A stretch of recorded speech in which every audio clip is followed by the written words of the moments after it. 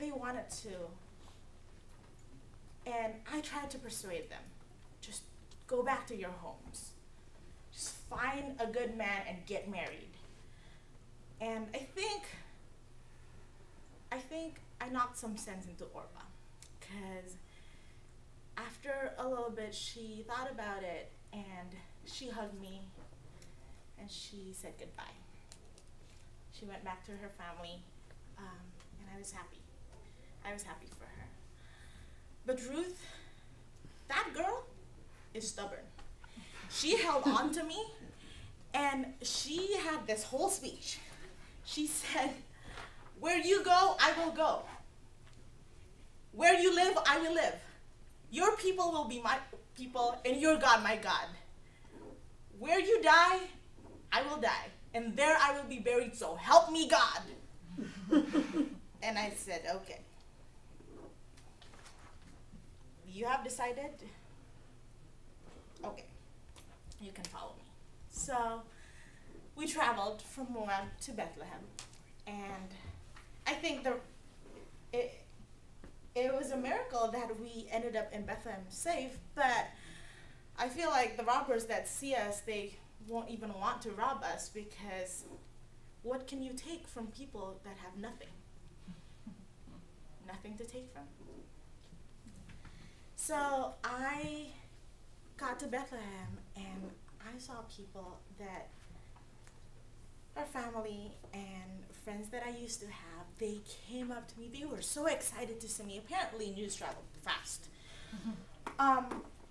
They came up to me and they're like, Naomi, you're back. We're excited. You're back.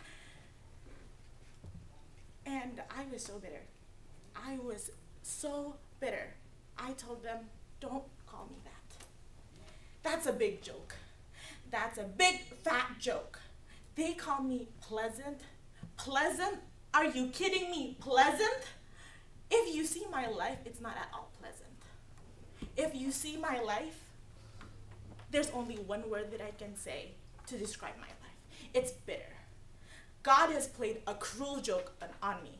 It's a cruel joke. Call me Mara. Why? Because I'm bitter. And I'm empty. There's nothing left for me to give. I have no use whatsoever. And God had made me that way. I was so angry. I was so bitter. I was so empty. And I lived there among my people, but I felt like an outcast. Why? I was a widow. Although they had laws that said, oh yeah, take care of your widows. But seriously, I didn't have family. I didn't have people to take care of me. People think I'm nothing. Why? Because I have nothing else to give.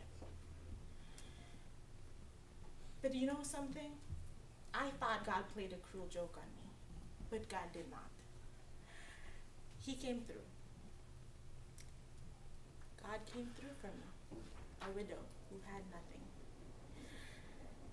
Ruth went away and she said, okay, I'm going to glean some barley or some wheat from somebody who would let me glean from their field.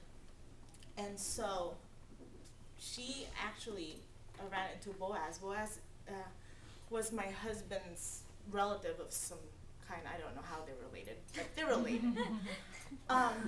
And you know something? God sent Boaz to our lives. Ruth came home that day. She was full. She had a lot of barley, and she had that smitten look on her face. Cringe. And you know something? From that point on, God just showed himself as the hero.